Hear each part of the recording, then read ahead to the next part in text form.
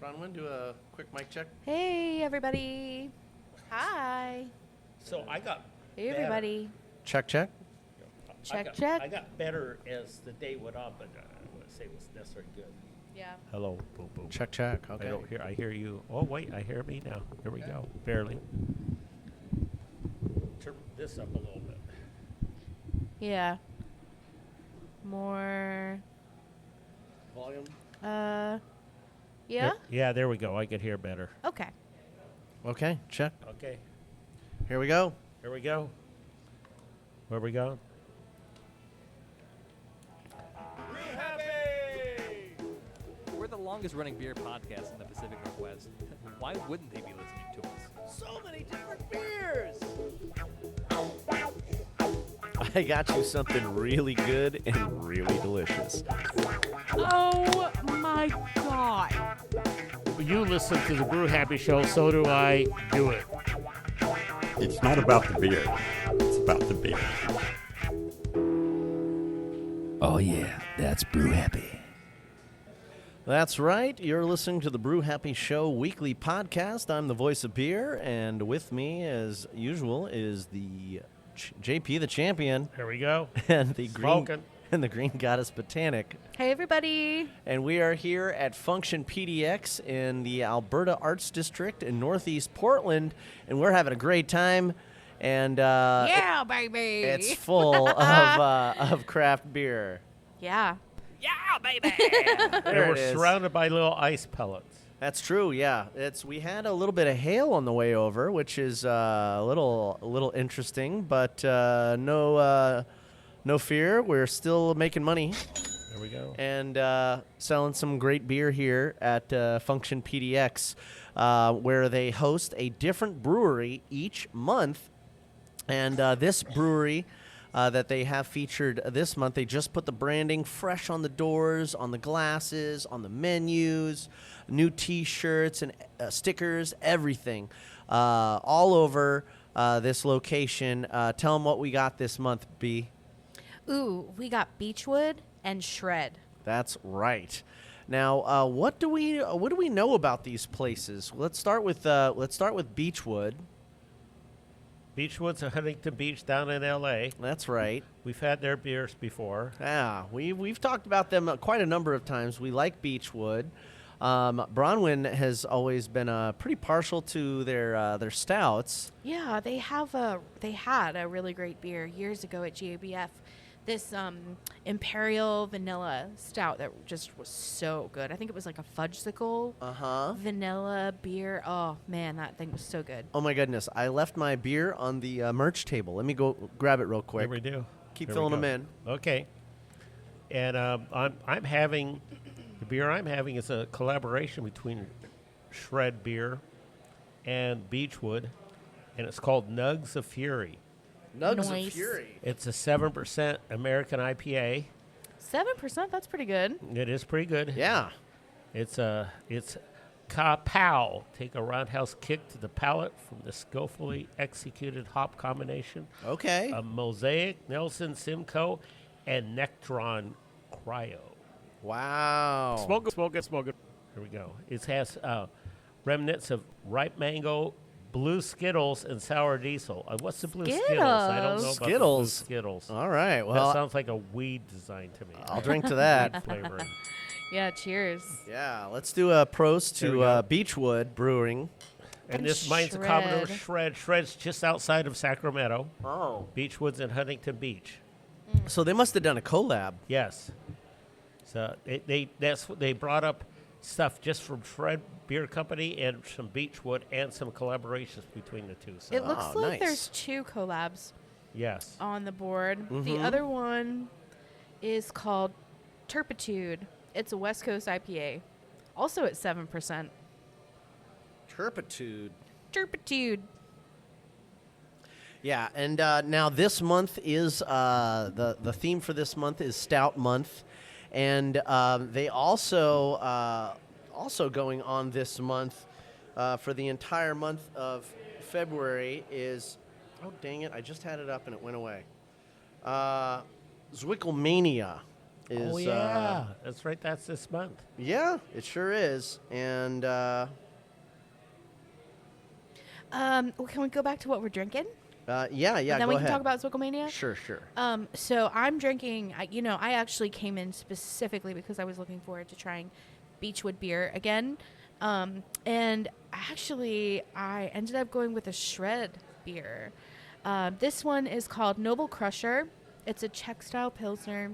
They kind of got me with the herbal and bready and floral notes. And plus, it's 5%, kind of sitting really sessionable. But the other one that really caught my eye was also by Shred. It's called the Obliterator. It's an imperial stout, Saw that. roasty, vanilla, and coconut, but it's sitting at 13.2%. And I have a client to go do after this, so I might not have a full glass of that. Uh-oh. Probably a taster, though. You can do a 5-ouncer. Yeah, just a small amount, because that sounds great. I'm kind of bummed that there's not a stout from Beachwood on here. But, they've got a Paloma, hard seltzer with citrus. Also by Beachwood, we've got the Strawberry Provence, which is a Belgian-style sour ale. Oh, yeah. Kind of tart and fruity. And then the only other beers at this location from Beachwood are the 2 collabs with Shred. So, how they do, how Function has like a focus at each location. Yeah. So I think this location probably has more Shred, and the Northwest location probably has more Beachwood. Yeah, I would Gotcha. guess that So too. we'll just have to, I'm going to enjoy my 2 Shred beers here, and then in 2 weeks when we're at Northwest, then I'll see what stouts they've got Yeah. from yeah. Beachwood over there. So I'm really looking forward to that. Well, that's pretty special. And Yeah. then, Well, what are you drinking? I have the. Hold on, I just had it up. I got the Cinco Negra Vienna Lager, which is toasty, dry, and bready, and this is from Shred, and this weighs in at 5.1%. Yeah, Nice. really good. Nice. Yeah. It yours is like a little bit darker. Mm-hmm. And mine's a bit more light, so I'd be interested to try yours. Yeah, go You wanna for it. swap? Here, Here, let's you swap. do that one. See what I mean about the color? Yeah, oh yeah, definitely very different in color. I have more of an amber hue to mine. Yours is very golden. Oh yeah, very like Ooh. roasty, malty. Mine's Yeah. a bit lighter. Yeah, very brighter flavors over on your end of the spectrum there. Yeah, I stand by my choice. I stand by mine too. I like the toasted malts, and I like the roasty flavor. Uh-huh. It's good. And Yeah, mine's a bit bready too, but mine has a bit more floral. Yeah, it's a Pilsner. So Yeah. it was one of the Czech style. You're right. There's more Beachwood over there. Way more Beachwood I knew it. over there. I just They knew it. have porters, Oh heck yeah. lagers, browns. Are you seeing any what's the porter situation? Porter? 9.2%. Oh yeah. The mocha machine. Oh, I like that one. Yes. I really like that one. You can actually find that in bottle shops around, actually. Then they have the other. The Obliterator. Yeah. The Yeah. other Shred beer there, but a lot more Beachwoods. Yeah. did you guys talk about the Bottle Logic barrel aged peanut stout that's on from last? No. Last month. No, but we did didn't. try. I think we did try it last time we were here. Okay, and then we have the Obliterator from Shred. That's a roasty vanilla coconut imperial stout that's on the menu today. Mm-hmm. And then there's a Vantage semi-dry cider from Yonder as well. So if you're into the cider thing, they do have those options available.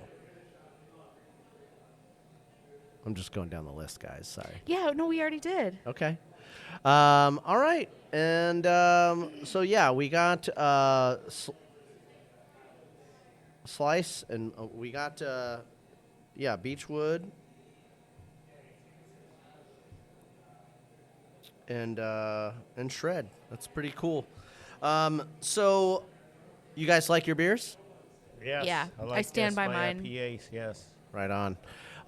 So you guys, one of the things you got to know about Function PDX, they have 2 amazing locations. They have one over in Northwest, and this one over here where we're at, over in Northeast. They typically, in the past, would theme both locations before they just had one.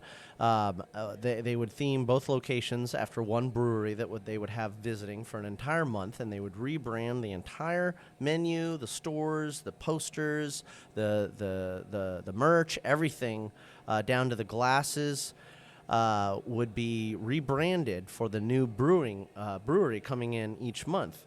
And so this month is no different. It's really kind of special that a place would do something like this. And now that they have two locations, they're doing two different breweries each month. A little bit in each location is kind of how they spread the sauce. And it's always a lot of fun. Now, they have a great location over here just off the Alberta Arts District. It's right near a bunch of food places. You can bring outside food in. Somebody brought in a pizza, and I can smell it. It's delicious smelling. I'm not sure where they got it from, but... Well, Flower Child is right next door. Oh, yeah, probably. And then probably Via them. Chicago is right across the street. Yeah, there you go. And then they have a great bottle selection and canning selection out here as well. So you can always dip into some of that. They have, some stuff from Shred, some stuff from Slice from last month, and a bunch of other great stuff as well. So it's pretty cool and unique that a place would do this and theme their entire place after one brewery for an entire month. So it's one of the only places you can go where that happens, and that's one of the reasons why we think you guys should check out Function PDX, because every month is a different function. Yeah, it's a great concept. Yeah, I like it. It really too. keeps things fresh, too, and I really enjoy finding beer that I like from other parts of the country. Yeah. You know, we're kind of in an echo chamber in our little neck of the woods. A little bit. And so we kind of get really absorbed in like what the local community is going and doing. So it's kind of cool for perspective to kind of zoom out a bit, check out some other spots. Yeah, yeah. People like JP are traveling all the time. You know, he's like a field reporter in that way. He's out there. He is. He's our best, our chief field reporter, and we always have great stuff going on his end of the spectrum. I mean, seriously. I mean, it's just exciting to kind of live vicariously through him, to hear about all of his awesome travels. Well, lately you went to Las Vegas, didn't you, JP? Yes, I did last week for 5 days. 5 whole days. And you have some favorite places that you like to go when you're traveling abroad. Yes, I do. You know where it's Abroad? at. You know where it's at. Is he traveling to the Broads of Vegas? The Vegas is a pretty broad place, so I mean, you got to know where to go in order to get the good You're so stuff. funny. And I've been there JP, before, I know where the breweries are. he's got it all figured out. So he's here to tell you all the haps on the hops in Las Vegas and more. So what did you see on your trip this time, JP? Well, this time we went to, we pulled in first place. We went with Brew Dogs. Oh, Brew Dogs. Nice. That's a favorite of his. Yes, Yeah. it's on the strip. It's on the third level. Has a patio overlooking the strip. Okay. It has good food, so we sit there and eat food too. Okay. So we always love Brew Dogs. Then after that, we usually go up to the art district in downtown. Okay, they have an art district over there as well. In Vegas, yes, Okay. and that's where Abel Baker is. I knew Nice. you were going to get to Abel Baker. You love Abel that place. Baker and the Little Duck. I was just wearing that shirt the other day. There you go. You know why the duck is? You know what the story is why it's the duck? I know you've told us before, but run it by I the can't remember at all. Because you the know newer what listeners. Abel Baker is. It has something to do with a It's atomic bomb. It's the name of the first 2 bombs. The first bomb was Abel. The second bomb was Baker. Oh, that's right. Okay. Abel Baker. And the duck thing is after they had blown up the second bomb, that when they went out there to the land where it was, there was a duck out there walking around. Oh my God. He's just still there. And so they Probably not for very, that was their very long, but yeah, well, that was their symbol. So they Either that or he's lived forever. probably not. He became He's Duckman. radioactive. He He's glows at night. an immortal He's- glowing duck. He's Dr. Manhattan. Well, there was a beer I had down there. Look at the name of that beer. Radioactive duck. That was good. Radioactive Duck. Radioactive duck. Yeah. Okay. It's a brand new IPA Yeah. that they. Did you get to try it when you were there? You're gonna Yes, try I it this drank Saturday. it. Yes, Ah. and it's American style dry IPA dry hopped with fresh grapefruit and orange peel, Okay. and then rested on Sorrento peppers. Oh, To I like make it peppers. Sort of a little hot, radioactive. Yeah. Yeah. Um, Does it pour green like slime? We did not like that. Nah. I don't like peppers in my Oh. IPAs. Well. Then we had the Silver Surfer, which was a Imperial Brown Ale that celebrated the 25th anniversary of Tenina Creek Brewery Wow. down there. That was at Abel Baker too. Nice. Uh, I have something to say about the pepper beer, though. Yes. Oh. Because it just sparked a memory that Burnside Brewing used to make a beer that had a pepper in it. Oh yes, the sweet heat. I think is what you're Uh-huh. talking You're about. right. Yeah. Yeah, that remember? that had a habanero in it. It was very Habanero. unpredictable. Yeah. Because depending on the level of hotness of the peppers, it would vary from batch to batch. Wow. That's not good. Yeah, yeah. So it's really hard to get consistency I feel like when you're dealing with peppers. it was Coin Toss that was kind of doing a rendition of that. They did because the brewer Chip went over to Coin Toss and he tried to resurrect that recipe, but they ran into a similar issue with peppers, with the consistency with the peppers. Yeah, it's just like you can pick up 20 different peppers from 3 different stores. And they're all going to be varying degrees of hotness. So, and then Well, I like the hotness. Oh, we hot, know- hot. you are the hotness. I want the hottest habanero peppers on the planet. Oh my God. And I want to cut up them and put them in your guacamole. Oh my goodness. Yes, I will do that. But yeah, so it's pretty. It can be pretty dicey when you're dealing with peppers. You can. There you go. Yeah. Okay, sorry that I It's okay. derailed us a little bit, No, but no, I no, am. no, not at all. Let's go back. And then we went to an Italian restaurant, and we went in there, and they said, "Oh, it's going to be 45-minute wait." We said, "Okay, no problem." Walked across the street to Hop Nuts Brewing Okay. to have a which- beer over there. Which is called Yeah, Hop Nuts. Hop Nut. Hop And Nuts? I was there. I've been there. First time we were there was 2015. Okay. So I've been there many times before. They have a really good selection of beer from other beers from in town, but a lot of their own. And so they said 45 minutes over there. We order our beer, less than 5 minutes to go. Oh, your table's ready. Are you kidding me? You have the best luck. You do. Best parking spaces, I mean, and you never wait. that's- Well, no, that's not good. It should have been at least 15 minutes so to we be could able to finish enjoy your beer. Yeah. And then we went to the Silver Stamp and look at the wall of beer cans. Wow. It looks completely structurally sound, Yeah. you know? Like, definitely nothing could knock that over. No. Wait, And you got to I- show Damian. Oh, there we He's go. got to see the wall of cans. You got to see the wall of beer cans. Is it coming? Wall. There we go. Yeah. Oh my God. Yeah, I remember seeing that picture of Sue. You sent it in the group chat. In the group chat, yeah. That's great. That was Silver Stamp, which was the beer nerdy place in town that has just a jillion beers and a whole bunch of strange, weird-ass ones. Oh, is that the one that doesn't have The sign or an open sign sign or a sign out front Huh. or anything. Yeah. Yeah. You wonder how the hell they survive. That's like So we're a secret society. yeah. It's like it seems like the equivalent of like you know how people put like rugs right out front of their front door to like go away. No. Like not having an open sign when your business is like the equivalent Yeah. of like Or go even be able to away. look into the business. It doesn't look like anything's ever opened.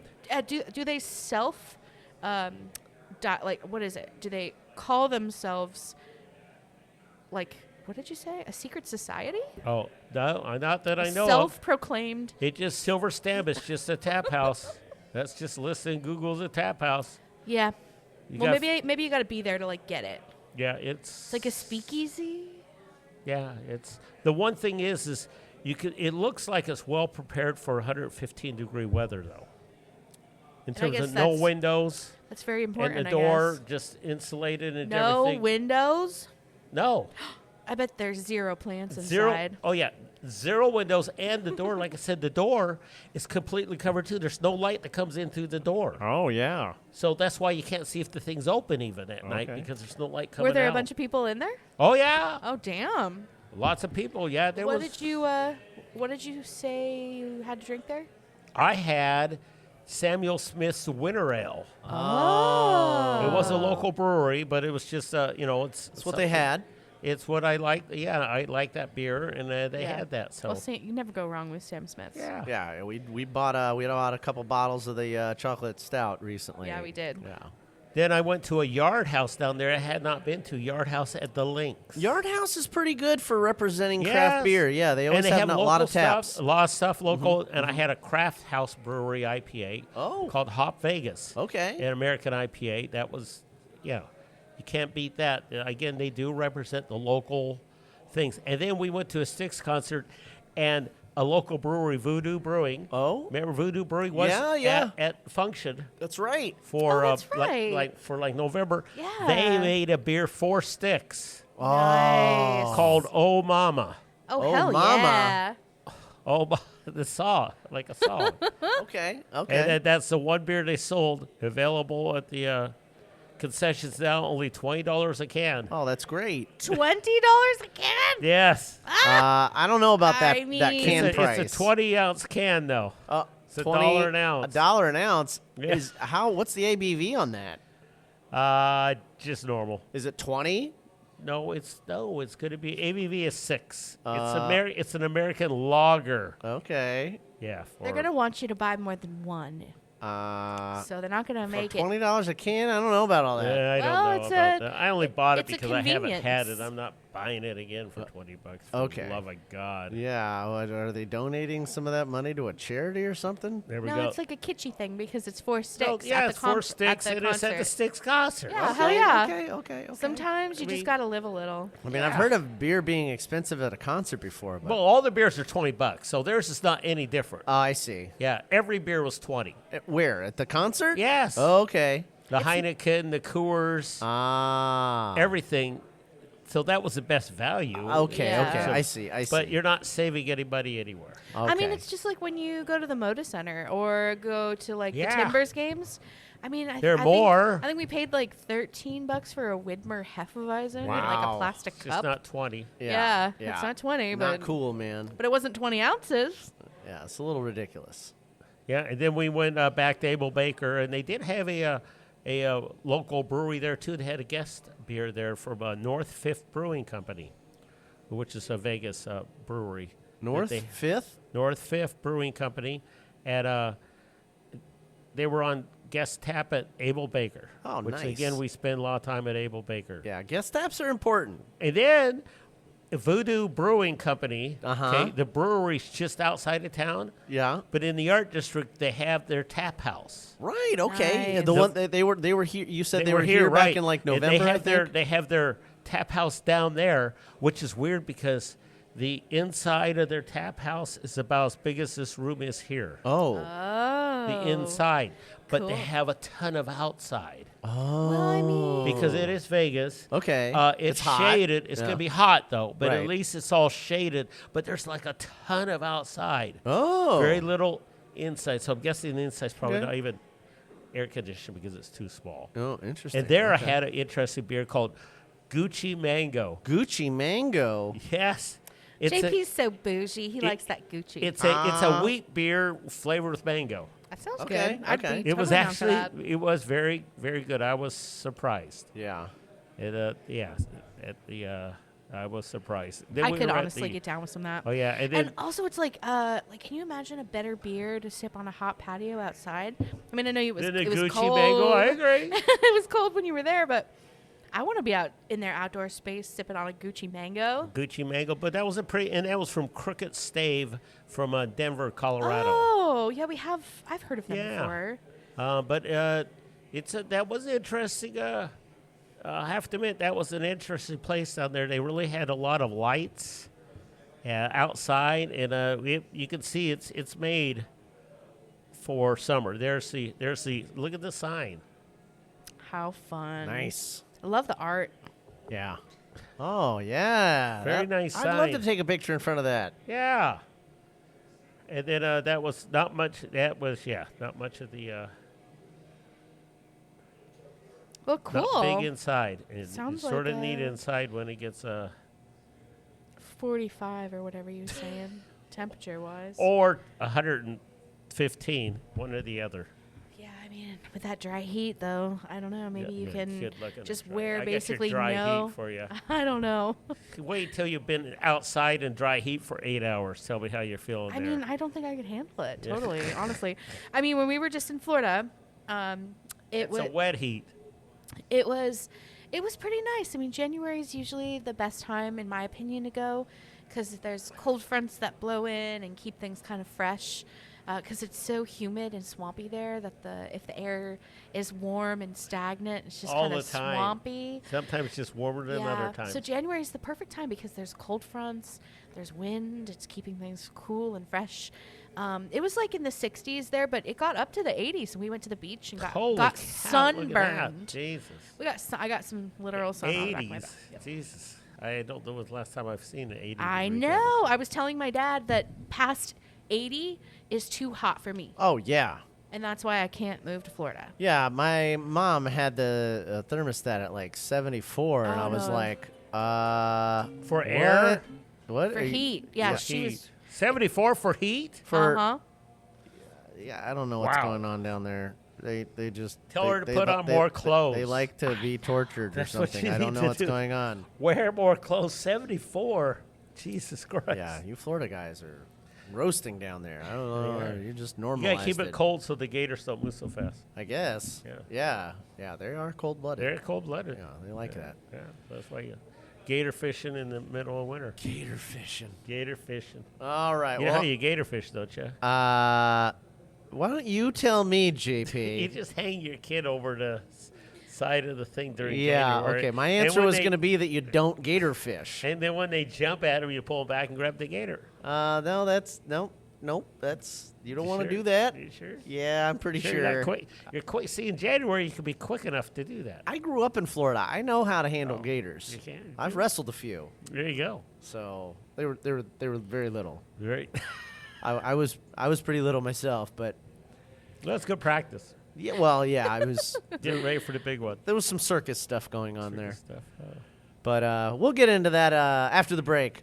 You were in a circus in Florida? I wasn't in the circus. I watched the circus because they were in my neighborhood. And anyways, we're gonna What, tell they you. feed the kids to the gators? No, or they don't something? feed kids to the gators. We're going to talk a little bit more about that after the break, where you just want to thank our listeners so much for tuning in wherever podcasts can be found, and encourage them to like and subscribe and leave comments. Maybe a 5-star review would be great. Tell your friends about the podcast, and maybe reach out to us and let us know where you are listening and what beers you're drinking, what places you like to go to get them, and reach out, communicate with us. We'll talk about you on the show. We totally will. And then if you want to help support the show, check us out on patreon.com/Brew Happy.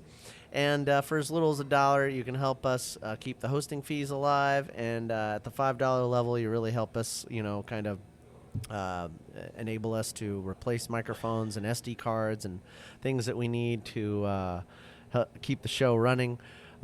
Cables, mic stands, things like that. Just every now and then things start to break down and we need to replace things. It'd be nice to, be able to do that.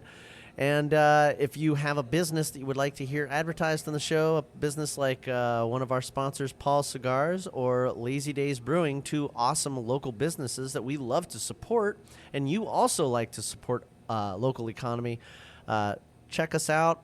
And drop a $25 donation in our business tier. You can check that out on patreon.com as well. As always, beer fans, we don't just like you, we love you, and we love having a beer with you every single week on this show. And one of the ways that we do that is to help keep the hosting fees at bay. I'm not ending the show. I know that's normally my sign-off, but it's just such a catchy phrase. Okay. You were so confused for a was second. I like, had you. wait, We're what? not ending the show. I mean, okay. I no, guess no, we can no. Go. We're just going to a quick commercial break. I'm just changing things up a little bit because it's new year and we do things differently every single year. What? Boner Jam is 98. Oh, that was the wrong button. We're gonna go to break with a little bit of music.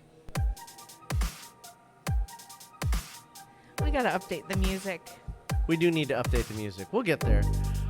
Brian was in charge of all that stuff, and I hope you guys enjoyed him last week and last week's show. We'll talk a little bit more about that later after these messages from our friends in the brewing industry. Cheers.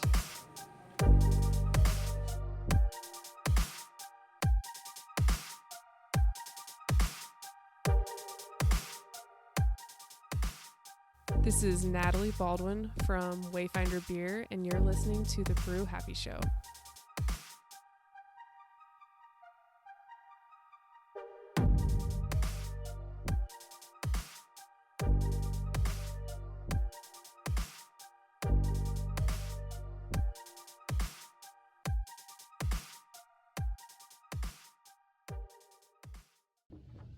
Beer mongers.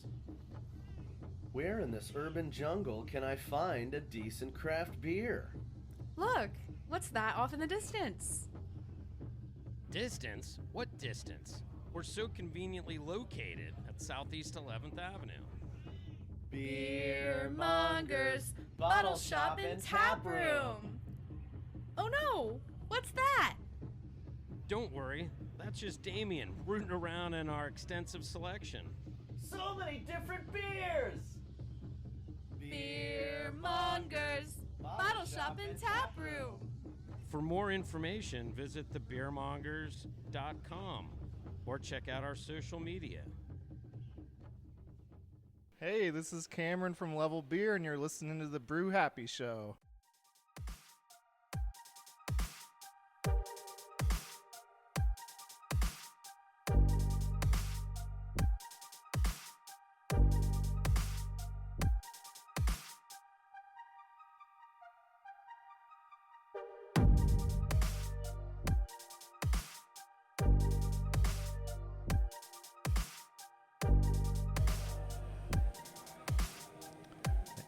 And we are back. I hope you enjoyed that quick commercial break. Definitely support our friends in the beer industry like Beer Mongers. We do love that place. They've been around as long as we have. We actually started the podcast shortly after they opened. Some would argue they were an inspiration. There you go. There's a lot of inspiring things about the craft brewing industry. One of the things we like is collaborations. We like to see that. That's always good for business. You don't see that in other avenues of any other corporate industry, but it's great to see here. It helps creativity thrive, innovation. Actually, in the cigar world, you do see a little bit of collaboration too. Really? Yes. Tell us a little bit about that. Well, just different. A well-known person with a small micro, little rolling cigar company will go and make collaborations with bigger corporations and stuff. Okay. Just so they have bigger distribution, they get more tobacco, more options. Nice. So, and they get the smaller guys to blend it, come up with their ideas. Yeah. So we see all sorts of different things. Yeah. So they sort of do that too. Takes a little longer though. Yeah. They're just. Now I have a question. Why do you think it's called Beachwood? I'm assuming because of the driftwood that's found on the beach. No driftwood down there. No. No. They're down in Long Beach, aren't they? Huntington Beach. Huntington. That's a little further south, I think. Yes. No, that's in the L.A. area. Uh-huh. And I'm guessing it's called Beachwood because it's like Hollywood. Oh. And we're at the Hollywood because beach part of hills, Hollywood. Holly in the hills, and then they're at the beach, so it'd be like Beachwood. Oh. Oh, I didn't even think about that. So That's a that's really my, interesting that's perspective. my guess. I don't know for sure, but That's a really good one. Yeah, it sounds reasonable. It would be It called. does. Yeah. It's Beachwood, like Hollywood. Like it's the beer for the stars. Beer for the stars. What they want? They probably want to call it Huntington Beach Brewing Company. Beachwood's easier to remember. It is. It is. Well, we actually did do a little bit of beer investigation while we were down in Florida. I would hope so. You know, we always love the Funky Buddha and Cigar City Brewing, but there's another brand I wanted to talk a little bit about. I picked up at the store when I was down there. Walking Tree Brewery. I had their Baby Cakes Oatmeal Stout, which weighs in at 5.1% in a 16-ounce can. It looks like, to me, they do their own canning, and they are pretty freaking rad. I'm going to read a little bit about them off of their website, so I hope you guys don't mind.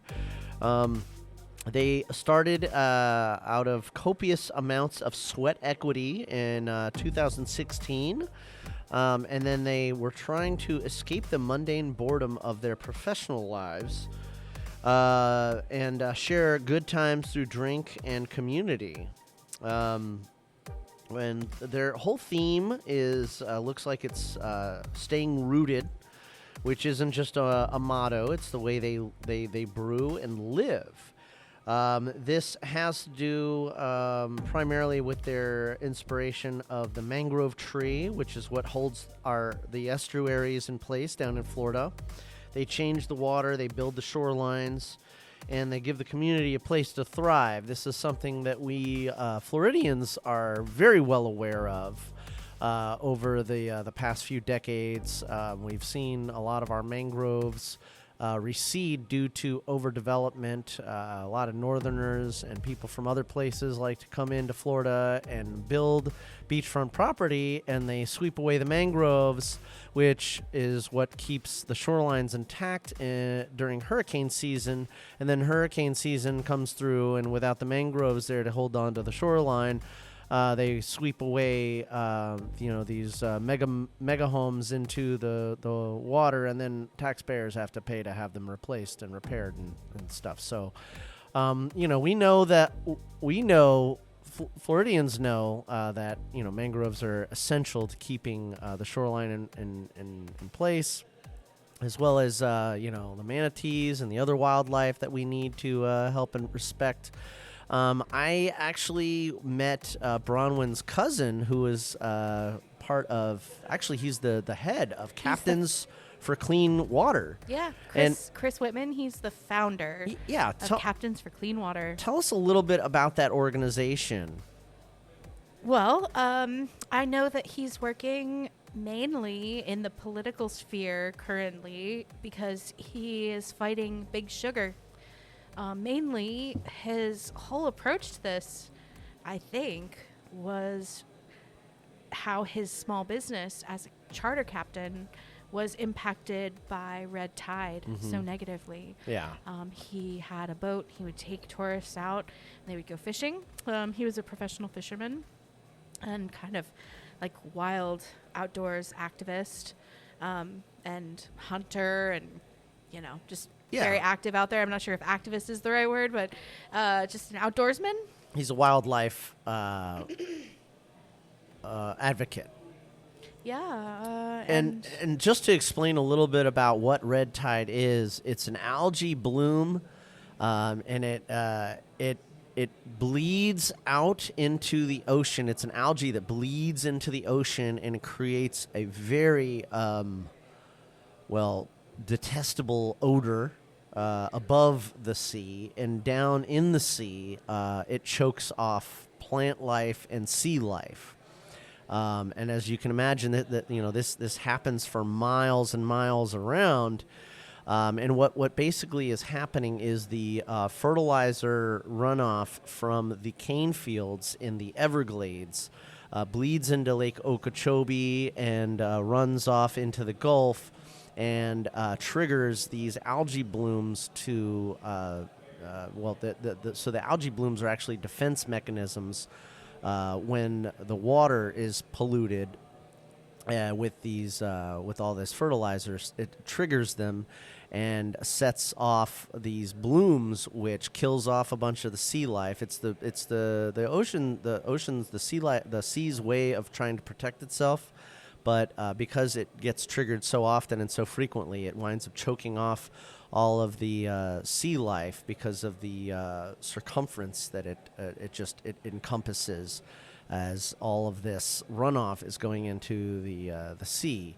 And so for miles around, all of the fish die, all the shellfish die, everything dies, and then washes up on the shore, making things stinky and unpleasant for everyone that lives on the ocean side of things. Yeah, and for it's charter captains, extremely toxic for human health. it's hugely toxic for people that live anywhere near the ocean. I mean, I lived in Sarasota.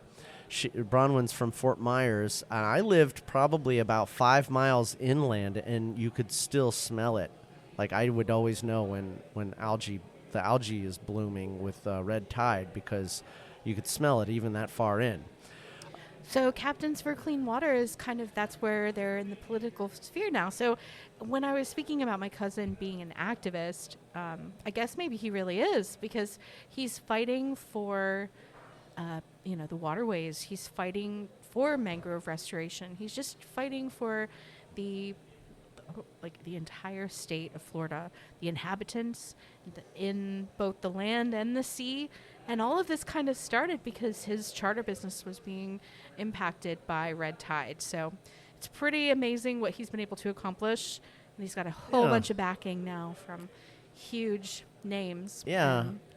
We're all so proud of him. Yeah, so, organizations like Captains for Clean Water and breweries like Walking Tree, and which was started by Mike Malone and Brooke Malone, and their taproom manager Ashley Tibbetts here on their website. Local businesses like this are very protective of the environment down in Florida. A lot of their livelihood is centered around people wanting to go to the ocean, wanting to go to the beach, and so when all this runoff causes these algae blooms to happen, it really has a significant impact on the charter companies, the fishing companies, and even the brewery companies and other tourist I was businesses. Going to say the entire tourism industry. The entire tourism and industry that's is what Florida's affected. built on. Yeah, so all of Florida basically suffers when these algae blooms happen too frequently, and so. But I think what my cousin, I'm not super involved, and I don't know that much, so I don't want to speak. Oh, that's okay. Out of turn, but it's really all about awareness. You got to Google this stuff and do your own research, but that's kind of what my cousin is trying to say is we're literally doing this to ourselves because we've got these huge companies that are working against the interests of the people in Florida and the wildlife in Florida and the water in Florida. And so he's just trying to educate people and help people understand that they can fight. And they need people down there from Oregon. I know, right? They need the water people. well, you can't build within 200 feet of the water here in Oregon. I actually can't speak That's great. to and that more way of that. I'm not really sure. And that would help the mangroves if you can't build within 200 feet of the water. That would absolutely help the mangroves. Yeah. So, it was just really great to go down to Florida and see beer on the shelf, beer cans on the shelf by a place like Walking Tree Brewery that actually cares about the mangroves and cares about the culture and cares about the environment down there. So, I just want to do a prost to Walking Tree and a prost to Captains for Clean Water because, they're doing the good work and trying to bring awareness to our environment that helps give us awesome places to drink beer and enjoy our lives. I think that's what it's all about. You know? What was that place that we went to with your friends in Sarasota? Oh, okay. So that was Big Top Brewing. That brings us full circle to the circus talk. Okay, so for those of you that have ever been to the circus or even know what the circus actually is, there was probably the most world-renowned circus. Because there's something different than circus and then actually circus. Well, hey, man, like not a lot of people have been to the actual circus. I mean, I don't know if I've ever been to the actual circus. It's a dying thing. I've been to Cirque du Soleil. Okay, that's a little bit different. Yeah. But yeah, so you got the Ringling Brothers Barnum and Bailey Circus was the circus when I was a kid growing up. And they traveled by train, and the end of their train line would end in Venice Island, in Florida, in South Sarasota County. And so every winter they would retire at the very end of their line, and they would unpack all of their cars, all of their animals, the lions, tigers, bears. Oh my! I was going to do that. You were going to say it? Okay, lions, tigers, and bears. Oh, my. Oh, that's much better than what I was going to do. See, I thought maybe we could collaborate on that. That was good. I should have been watching. And then they have the elephants, and they also have alligators. But the Flying Wallendas would practice out there in the yard, and we would watch the Flying Wallendas on their trapeze doing their thing. And one of the other things that I would watch is this bald black dude named Kozar in a grass skirt running around with a bunch of little alligators. And he was really nice. He was very kind and a very patient guy. He would always answer all the questions that the kids had for him about the alligators and the difference between alligators and crocodiles. He was very knowledgeable. And if there were no other kids or parents around and you were the last one left, he would sometimes let you pet an alligator, which he did. He was very nice, and I was very pushy as a kid and very vocal, and I would wait behind. And so a couple of times he let me wrestle some small, tiny alligators, and he taught me the trick is to get behind them and grab their snout like you were holding a cheeseburger really, really tight, and you pull up and back on their head, and if you can, you pin your knee right behind their eyeballs, because it kind of inhibits their ability to try to tumble. They're going to try to tumble with you and twist around and roll with you. Yeah, that's their whole thing. I think it's called the alligator death roll. The alligator death roll, yeah. But when they're little like that, they can't do it so well. So that's why. You're like, yeah, I was just beating up on the babies. Well, they were teenagers technically. They were adolescent alligators, and I myself was probably like maybe I don't think no older than like 8 or 9, maybe 10 at this age. So I had my wits about me, but and I almost lost a toe one time, but hey, that's just par for the course when you're living the life in Florida and there's gators everywhere. But it is one of those things in Florida. They teach you how to do the zigzag run when you're down there, and some wives' tales tell you that works, and some wives' tales tell you that doesn't work. But hey, that's always worked for me. What about you, JP? You ever run away from an alligator? No, never had to. Oh, okay. Yeah. Bronwyn? No. I mean, that cousin I was telling you about once served us up alligator tail. Okay. My thing is I just knock them on their snout. Oh, They yeah. don't like that. No, they don't like that. They don't definitely like that. don't like Whack that. them on the nose. That'll stun them Whack for 'em. about a second, but you Yeah. better not stick around for that. They Step on their head and crush them. No, that's not. No, they have very, very durable heads. I know. Well, You don't wanna be around for that. They're quick too. They're a lot quicker than you would think. They look like they're lazy, but they're actually just waiting for their moment. They're waiting for the calculating. moment. They're very calculating animals. They're we go. reptiles. They've been around since the age of they're the last living dinosaurs. So you got to know that they're pretty tricky. Anyway, that's my story, and I'm sticking to it. Tricky Dicky. So that's the circus talk.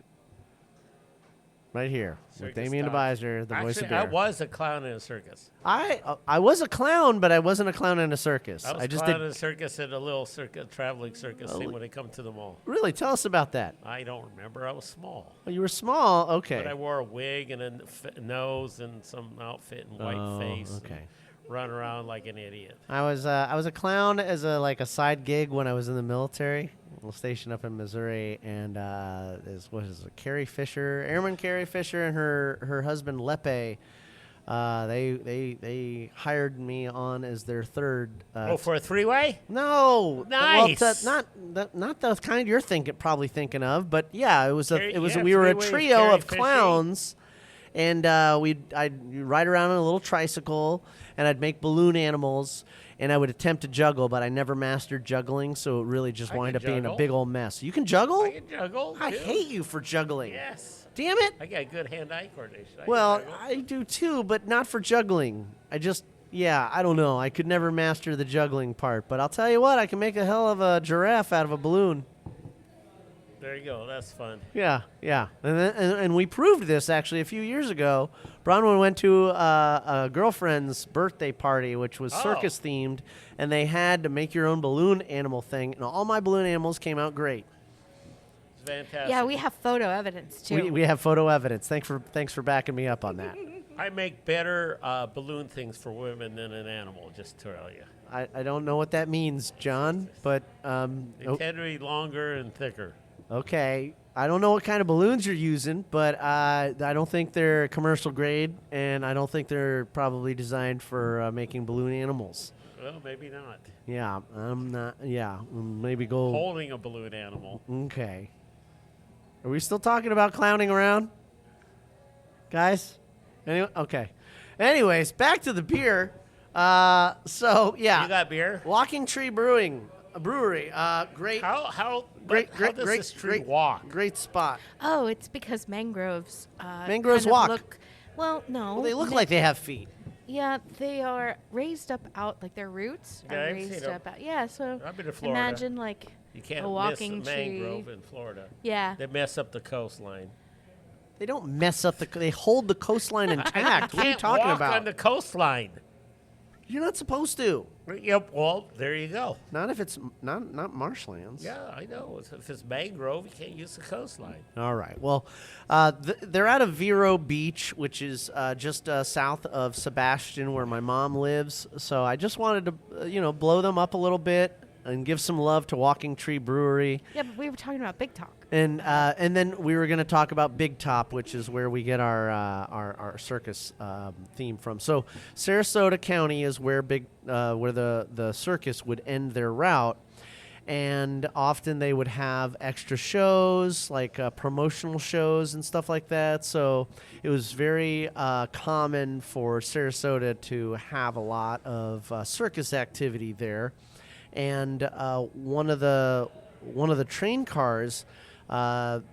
This fella had turned into kind of like a memorial diner that he called, I think he called it Big Top, and then somebody else kind of borrowed the idea and then turned it into a brewery, which took over the old Cock and Bull space. Cock and Bull was a great beer bar that had served the patrons of Florida for many, many years. That guy Howie that owned the place was able to get a hold of beer from all over the world. We still don't know how he managed to do it, because he's just this one little guy and his wife Dawn.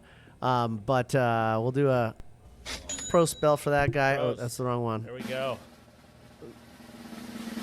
So you're saying his wife was doing favors to get the beer? No, what? No.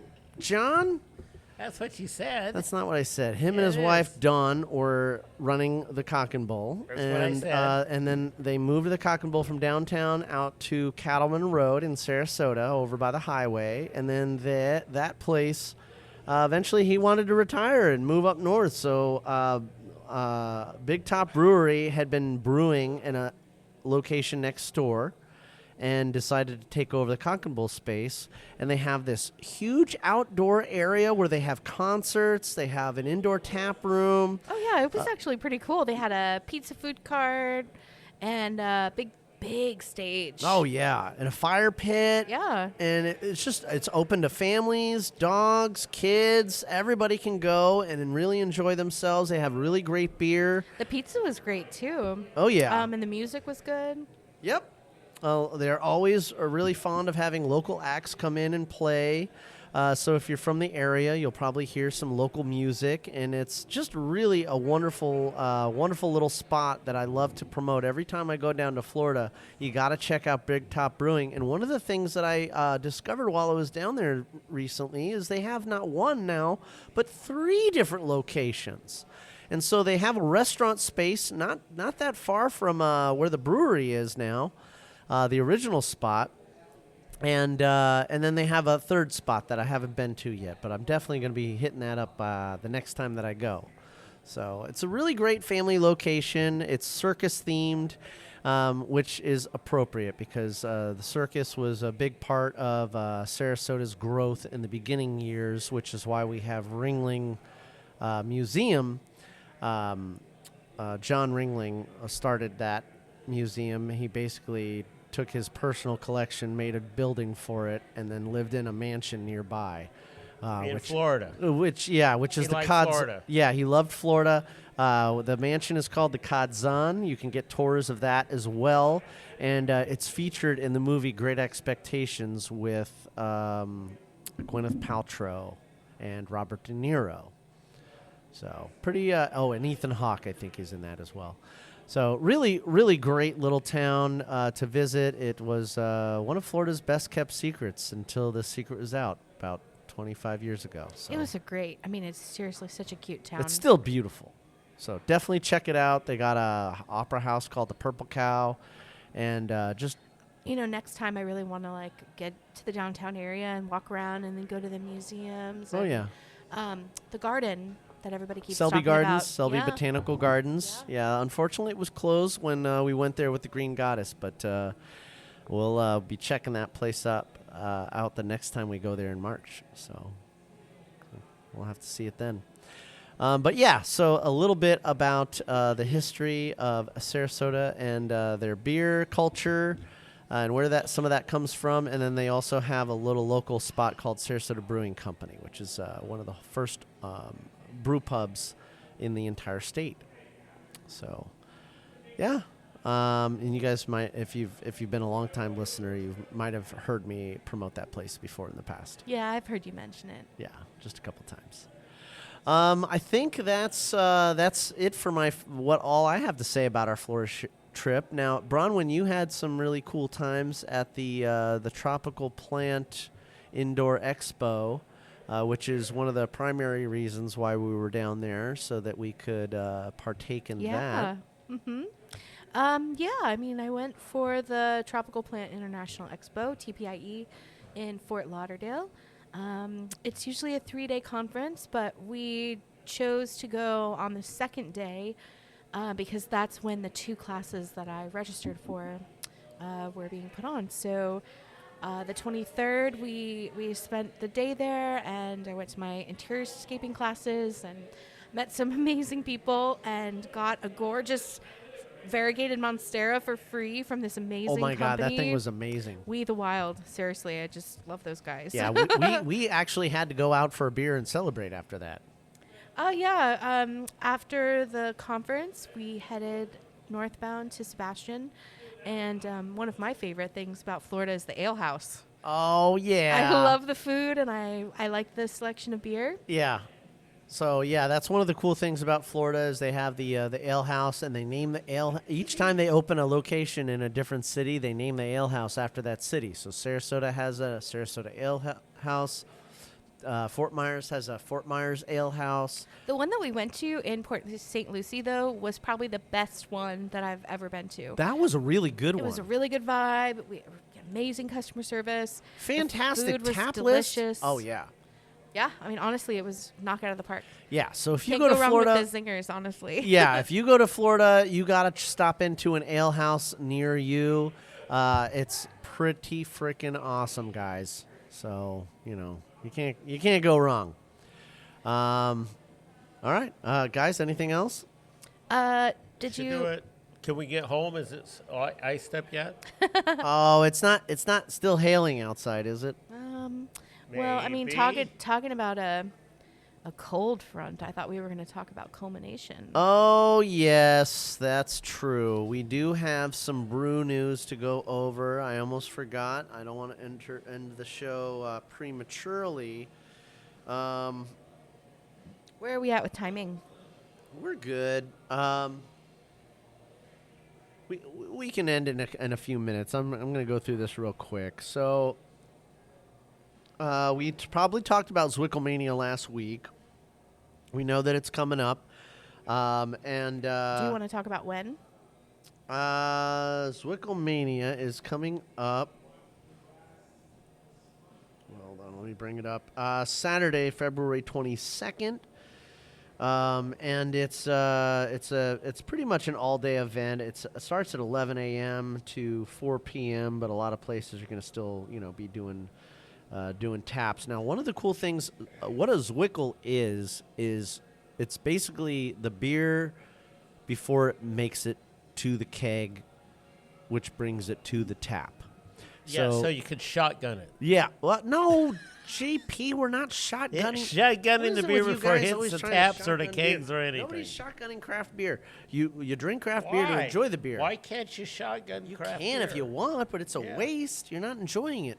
But so yeah, you basically you're drinking it straight out of the bright tank right before it's ready to go in the keg into the bar, which is really, really a special occasion because you're getting that beer before anybody else gets a hold of it.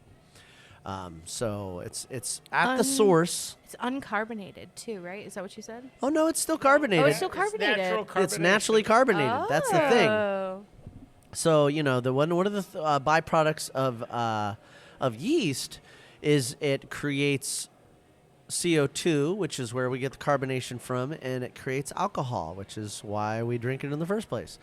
And so, that's just to get hammered. No, that's not to. Well, I mean, some people do it to get hammered, JP, but not. That shouldn't be the number one goal. But yeah, anyways, on February 22nd, that's going to be Zwickelmania from 11 to 4 p.m. It is presented to you by the Oregon Brewers Guild, and this is the 17th annual Zwickelmania that brings together Oregon craft breweries. So who's participating? All the breweries are participating. Well, all the cool ones are, anyways.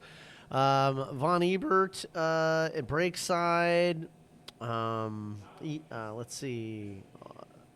Just to name a couple. Deschutes. Just all kinds of Sun River, even in Central Oregon, is participating. Spider City Brewing and Van Henyen is participating. I mean, this isn't just like a Portland thing, guys. Assembly Brewing, Crux, Bear Lake, Gigantic, Everyone wants to be involved in this. Hopworks, Montevilla, Migration, Steeplejack, Threshold. I think it's a prize for as most Wickles someone can drink. Zeugel House, gluten-free beer options like over at Groundbreaker. For those of you that are into that, Stormbreaker is doing new releases. If you want to go get a Juicy Lucy, if you want kosher beer, you got Lycum Brewing over there on Burnside. And they got a whole map if you go to brewpublic.com. and learn a little bit more about this event and how it runs. They'll tell you all the stuff that you need to know really about this. I just wanted to make sure that you guys all knew about it because it's coming up pretty soon, and this will give you an opportunity to kind of plan for it. Also to mention for planning, the 10th annual She Brew Festival is happening just a couple weeks after that. Yes. Saturday, March 8th. Actually, it might be like the following weekend because there's only 29 days in February. That's a good point. Yeah. So just there's right 29 days this year? 28? Oh, is it a leap year? Oh, I wasn't sure. I don't know. Can't be a leap it's year. It's 28. It's not a leap year. It's only 28, guys. 2025. Yeah. I see. So She Brew is happening Saturday, March 8th at the Left Bank Annex. March 8th? Yeah, March 8th. It's like the best beer festival. It's so much fun. Yeah, they do a great job. I will be volunteering again, like always. I might give that a shot too. I think it'd be so great if you could pour beer. If I'm able to, yeah. We'll see what Why my work can't you schedule. pour beer? Oh, he can. I can. He can pour the beer. Yeah, it's just a work schedule kind of thing. Now, other things that are going on more recently, we have Firestone Walker launching a Mind Haze Rage. I guess that's a Turbo Radler. Okay. You got Pelican Brewing entering 2025 with a Beak Breaker Hazy Double IPA. Von Ebert is doing their 2025 beer release, collaborations, and they have a grand opening. So Oh, finally! I was just gonna ask.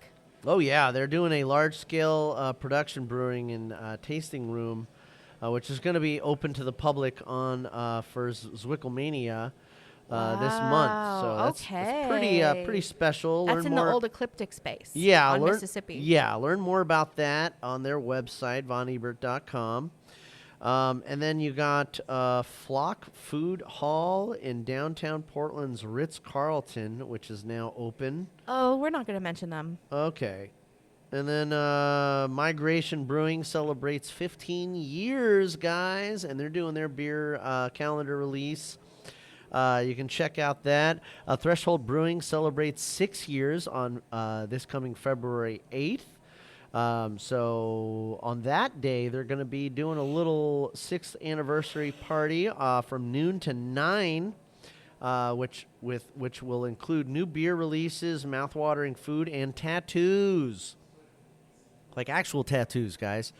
And then Wilderton Aperitivo Company declares spritz season to be any time of the year. I'm not sure what's going on with that, but You know what I declare? What? That every day is Planty Day. Well, if they're just going to declare that spritz season is any time of year, then I'm going to say that plant season is any time of year. yeah, why not? And you know what plants you can get started with right now is you want to seed your hop field and your grain field. So Let's talk about culmination. okay, we're getting to the sad stuff. What happened?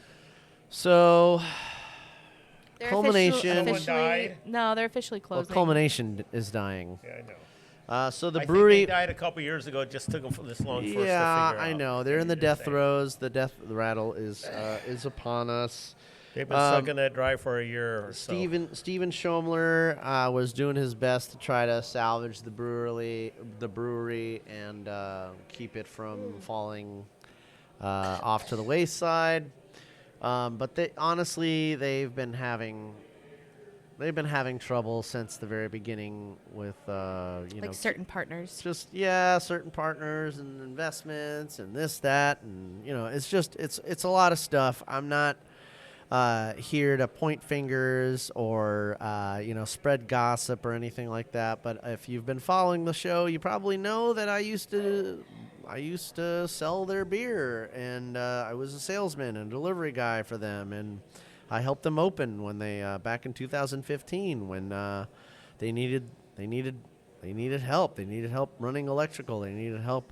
They needed cellarmen, so I was a cellarman, and they needed help behind the bar, so I worked behind the bar. They needed help covering the kitchen so that the chef Carter B. Owen could have a day off. So I learned how to do that and helped out over there. A lot of myself has gone into this brewery, and so it's with a heavy heart. And with my own reservations. Not everything was all roses over there. As you can imagine, with any job, you're going to have good things and bad things that you like or not or don't like as much. But one of the things that I've always liked and always been able to honestly promote is that the beer is great, and this place turns out wonderful brewers, and like Conrad from Living House and. Ruse Brewing, Sean Callis had a 10-barrel tank when I first started working there that was in their tank farm. And part of the deal was he had his tank there, and he'd work for Culmination, and Culmination would help him get his start off as a gypsy brewer. And Devin, one of their other brewers, was a brewer there as well. So, I mean, this place has been... And Dan Hughes, who's currently brewing there. What a talent. Dan Hughes, their current brewer, is an incredible talent. I mean, his hot side is just, and he's just come up so well with his cold side. I mean, just like his whole thing, his expertise is just really blossomed, and it's just great to see that. I'm obsessed with that lemon lime Kolsch that I just had. I had it today.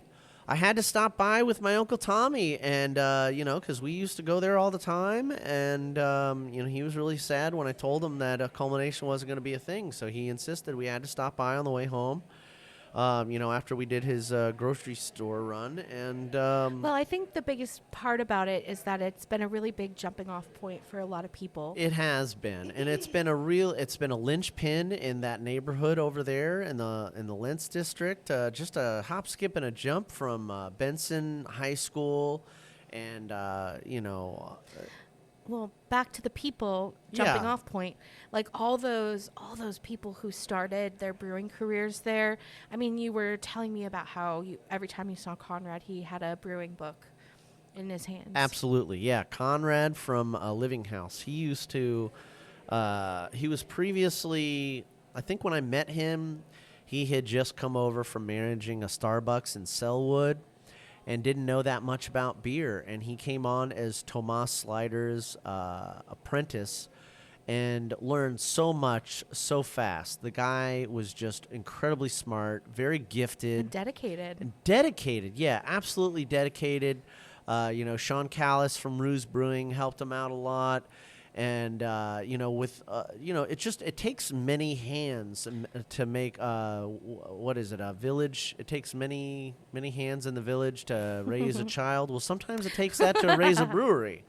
And this was no different. A lot of really great, talented people over the years. The very first time I ever heard gypsy brewing, like that terminology, was out of Culmination. Yeah, yeah. So I think that they were really good at pushing the boundaries like that. They were really, at least I thought, they were really about collaboration. They've done a lot of collaborations, building up the beer community. And absolutely. I honestly, when I still remember it like it was yesterday, we were doing a podcast in there during the pandemic, and I saw kind of a needy plant hanging out, hanging from the ceiling off in the dark.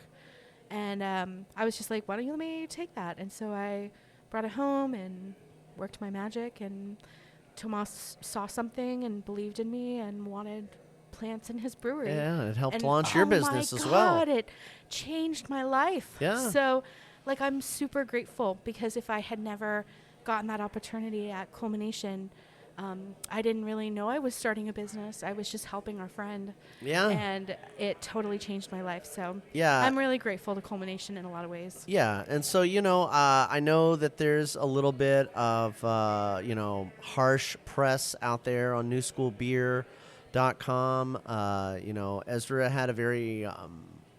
the Oregonian just put out a piece about it, too. I don't want to say Ezra was lampooning Culmination, but it was a very gritty, honest take on the investor side of things, which I honestly don't know that much about the day-to-day things. I sold for them. I know that the beer sold well. The Flower Power and the Phaedrus were probably their biggest sellers, very easy movers. And the beer has always been very good there. They very rarely had a bad beer. My perspective on Ezra's article is that he's very concerned about the investors, because Culmination, what they were about was about community, like I just said. Tomas would always kind of talk about Culmination. He'd talk about bringing in the music community. He was a huge music fan. And I really believed that he wanted the collaboration with other breweries. They were, I don't know, just very involved in the community. And so I think Ezra's stance is that how can they be so community driven and for community if they've done this to investors? But that is just what I see from the parallel there. Yeah, it's from a business standpoint, I guess, it wasn't hitting the mark, but There's a lot of stuff that we don't understand. if there's any evidence from the community side of things, I mean, I've been there twice in the last week, and the tap room that they have there now was just full of people. Yeah, full and of people, that's and they something were that I noticed. There were at least 3 or 4 familiar faces that I remember being there since the very beginning. Well, I mean, and that's, I think, what is not translated. Customers. It's not, okay. That is something that's not translated in the kind of cut and dry factual article, is while all of that is probably true or might be true. And relevant. Sure. There is a feel to Culmination that is about community when you're there. Dan, and I think probably his assistant brewer, who I don't know the name of, but they were walking around. They were wearing the medal. They were carrying the beer award. They're very proud of the work that they've done. They were talking to everybody, taking photos with people. Yeah. It was just really cool to be there. Yeah. Yeah, and so, I think they're going out on the most positive note that they can. I know that they owe some money to the food vendor. So definitely go there, and, they're going to be open until February 15th. So please go and patronize the establishment. It'll help them at least pay back some money to their food vendor. They have some great food there from FOMO. And a good menu, and I helped install the electrical in that kitchen. So it's a very great functional kitchen, and I don't know what else to say about it. You had your electrical degree on that? No, I just ran cable. Yeah. I just ran cable and conduit. I'm not an electrician or anything like that. I was just helping run things from one side of the building to the other. Well, because it was a very community-driven effort and kind of DIY in a lot of ways. Yeah, If Tomas was so big that he wasn't community-driven or interested in helping local businesses, he never would have hired me or asked me to help him with his plants. So he kind of had to take a chance on a nobody. Yeah, and he did that a lot of times with brewers as well as food vendors. So everything was on the up and up with the electrical stuff. We had an inspector check everything out at the end of the day. Sorry, I don't want to mislead The electrical anybody. is the least of our worries. We're talking about the We're talking about the grander beer picture. and the community around it. We're not trying to center ourselves in the center of every little thing. Anyways. We're just saying that we liked helping And the brewery when it was around. It meant something to us. Yeah, and we're going to miss Culmination. It's sad to see it go. So, with that said, a fond farewell to Culmination Brewing. You will be missed, and we'll think of the Phaedrus and the Flower Power and the Multnomah County Stout, which are probably 3 of the most popular beers outside of their Saison game, which was also very strong and what they were known for in the beginning. I think that's it, guys. One of the things I do want to say before we leave about Function PDX is they have this this mural in the back of their Alberta location. It says, "Here's to you, the tastemakers who turn our tap room into a home. You're not just patrons, you're partners in our beer-fueled adventure. Your support makes every pour meaningful." And cheers to you from Function PDX and the staff. They love you. So check out more beer here at Function PDX at one of their 2 awesome locations. They have one here in Northeast in the Alberta Arts District, and they have one over in the Northwest Pearl District as well. So this month you can check out great local, great craft breweries. Remember which craft breweries? Shred And Beachwood. Shred and Beachwood. Thank you. That's what I was looking for.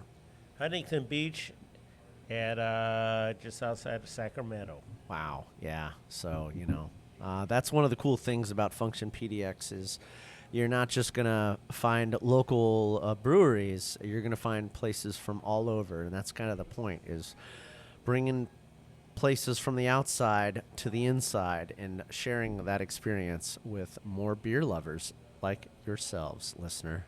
There you go. Thank you so much for tuning in this week. We here at the Brew Happy Show do appreciate you. And as always, beer fans, I don't just like you, I love you. And I want to have a beer with you right here at Function PDX. And Are you faking us out again? oh no, I'm not. We're really leaving this time. We gotta. We're really going. Yeah, we gotta. Oh. We gotta hit the road, honey. Yeah. So. Hit the ice. Oh well, it's not icy out there yet so far. So. Are you sure? Yeah. All right. Well, until next week, keep brewing, but brew happy.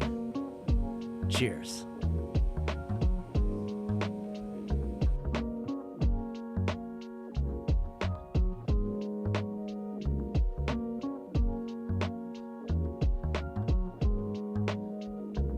This production is brought to you by Brew Happy Media, the ultimate brewers media resource.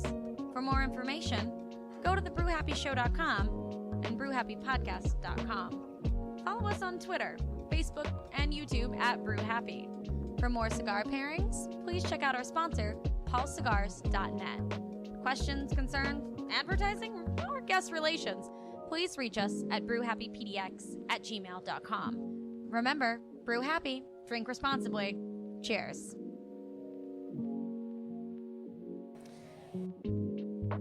Because one thing is when they start filming, that's when they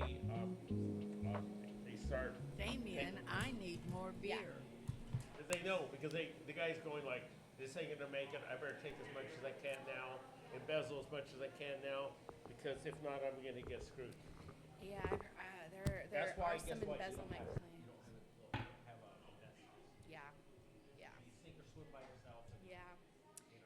The people that are really upset about the money thing, the investors, I mean, they are pissed. Well, yeah, but